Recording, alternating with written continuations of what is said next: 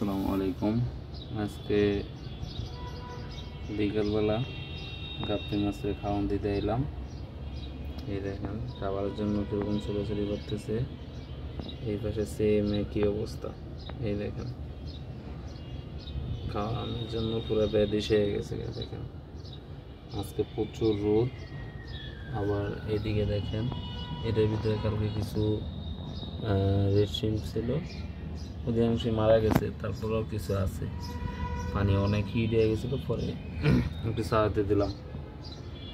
আর এদিকে একটু যদি গাপ্পি মাছ বাড়াইতে চান তাহলে এই সিস্টেমে সবাই পালবেন।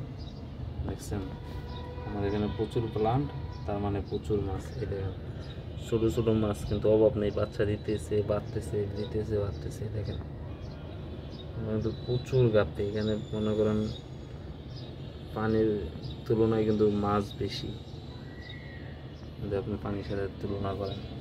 এই দেখেন খাবারের জন্য সবাই দৌড়াদৌড়ি করতেছে। তার মাঝে আবার এখানে আছে কিছু, এই দেখেন রেশম, অসংখ্য আছে রেশম। উপরে তো অল্প কয়েকটা বাসতেছে, কিন্তু নিচে তো প্রচুর আছে।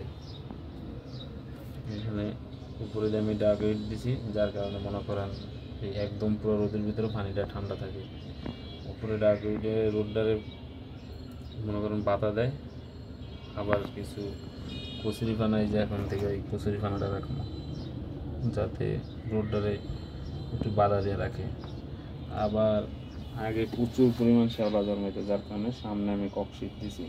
এই দেখেন এই ককশিটটা আলোটার বাধা দেয়, যার কারণে পরে মনে করেন আপনার ওই তেমনটা শ্যাওলা হয় না। আমি তো প্রচুর শ্যাওলা, কয়েকদিন পর পর শ্যাওলা সরাইতে আমার অবস্থা খারাপ। শ্যাওলা সরাইতে গেলে সরানোটা মূল সমস্যা না, এটা চাইলে আমি প্রতিদিনই সরাইতে পারি, কিন্তু শ্যাওলার সাথে প্রচুর পরিমাণ মনে করেন যে বাচ্চা চলে যেত, গাপ্পির বাচ্চা, তারপরে রেশমির বাচ্চা। তো যার কারণে মনে করেন আমি এটা দিছি, এখন আর তেমন একটা সমস্যা হয় না। আবার পানিটাও ঠান্ডা থাকে। আগে পানি গরম হইতো, কিন্তু গরম হলেও মাছ মারা যেত না এখানে, কিন্তু এখন মনে করেন পানিটা ঠান্ডা থাকে। যে এখন এত রোদের ভিতরেও পানিটা ঠান্ডা, যথেষ্ট ঠান্ডা। আপনারা চাইলে এই ক্যাটাগরিতে এখানে মাছ পালতে পারেন আমার মতো করে, যারা মাছ পালার শখ আছে। আমি তো তেমন একটা লাভের জন্য মাছ পালি না, তারপর দেখা যায় মাঝে মাঝে বিক্রি করলে মোটামুটি ভালো টাকায় আসে, কিন্তু পালি শখে, আমার লাভের চিন্তা করি না।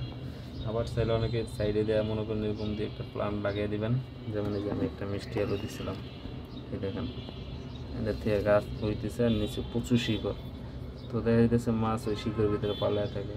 এই যে এখানে স্পাইডার, নিচে কিন্তু প্রচুর শিকড়, যার কারণে মনে হয় যে মাছ পড়াইতে পারে। বাচ্চা তেমন একটা খায় না। এই দেখেন বাচ্চা উল্টে এসছে, তেমন একটা খায় না।